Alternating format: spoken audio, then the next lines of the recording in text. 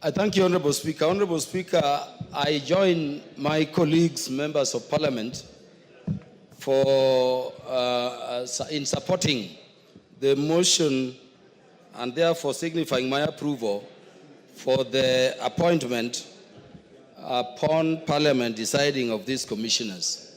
But Honorable Speaker, I wanted to say that this commission, despite being a Chapter 15 commission like several others, I don't know what really happens in it.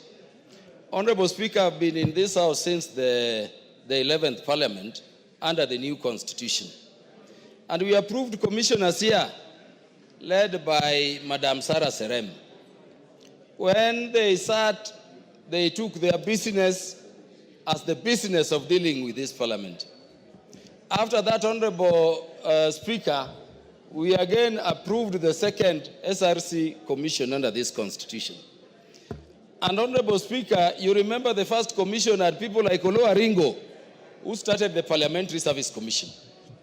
Immediately went there, he forgot about the role of Parliamentary Service Commission and was leading SRC in encroaching into the mandate of the Parliamentary Service Commission.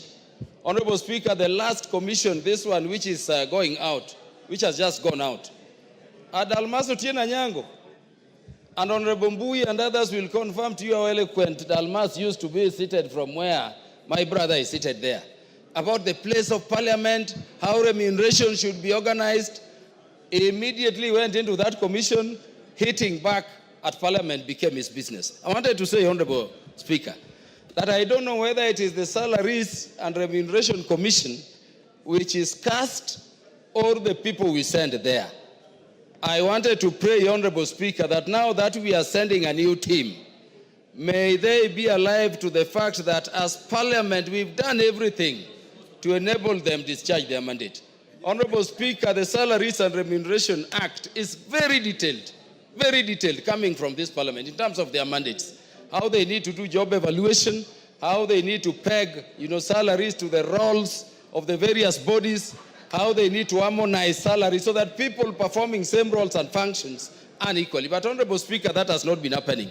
Honorable Speaker, I wanted to request these commissioners, if ultimately approved, that they avoid the jinx of the past, where the Salaries and Remuneration Commission has been encroaching into the mandate of the other commissions.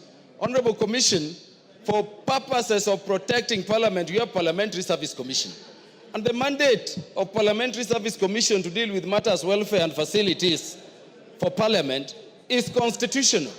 You still get the Salaries and Remuneration Commission issuing gazette notices prescribing, Honorable Speaker, even the amount of tea. If you remember the gazette notice for the 12th Parliament, even the number of cups of tea members of Parliament should be taking in a committee, not knowing some of us don't even take the number of cups of tea.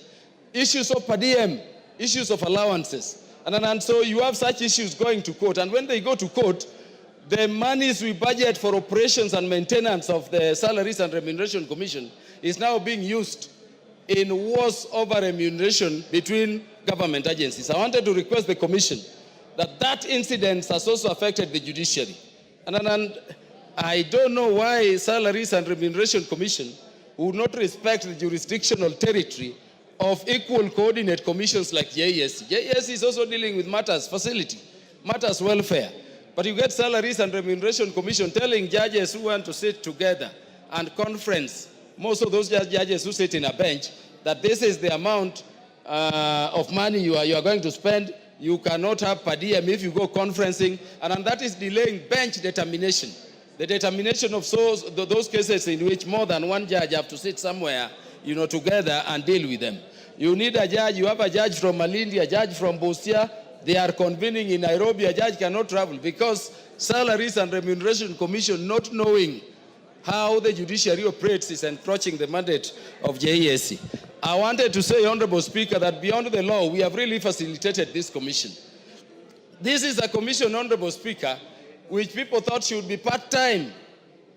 Because how long should it take a commission to determine and harmonize the pay for various state bodies? In spite of that thinking, as members of Parliament, we said, Honorable Speaker, that this commission shall never be part-time, because the remuneration levels of various, cadres of government and public servants need to be reviewed constantly. I wanted to say, Honorable Speaker, that we are supporting this commission. They'll continue to operate full-time. They will be restricted to their mandate, and we will support them with a budget as required by Article 249 of the Constitution so that they perform their role. But we need to urge the commission, unlike the other members before, to avoid this situation where there is to be litigation, there is to be hitting at Parliament. Honorable Speaker, let me just ask the members, why, for instance, should the salary of a Cabinet Secretary be beyond the salary of a Member of Parliament? It is because when you look at the Constitution, Honorable Speaker, for the judiciary, there is a statement saying that the remuneration of a judge shall not be changed to their detriment. The remuneration of commissioners, Chapter 15 commissioners, cannot be changed to their detriment. We don't have similar provision for Parliament. That should not allow SRC to make the remuneration of members of Parliament or state officers serving in Parliament something as a ping pong. Honorable Speaker, we are being embarrassed. Each time we have election, you return, there is a new remuneration. You sat in the 10th Parliament, Honorable Speaker, and you remember the pay for a Member of Parliament was over 1 million, so about 1.2. And Honorable Speaker, it was not subject to any taxation. We come to the 11th Parliament, it is 630. We come, Honorable Speaker, to the 12th Parliament, it was moved, you remember, Honorable Speaker, to 510. And we had to go to court. And when it is pegged at 510, against all public servants and employees of government, it is only Parliament they are telling you will not have annual increment. So we need harmony in spite of the law, because the Constitution still says that you will harmonize. I mean, Honorable Speaker, as the head of this institution, you are the third in command of the state. You are a Member of Parliament. I'm going to vote for approval. But really, let us go back to work. Let them not just sit there. But remember, we put them as full-time so that these things can be harmonized, and we need a peaceful relationship. If there are cases, like the President said, where you have a commission suing the other, they are unnecessary. Let them be withdrawn so that, Honorable Speaker, we can be in the same light and we can be safeguarding the constitutional mandates of the various bodies. I thank you, Honorable Speaker. Karemba.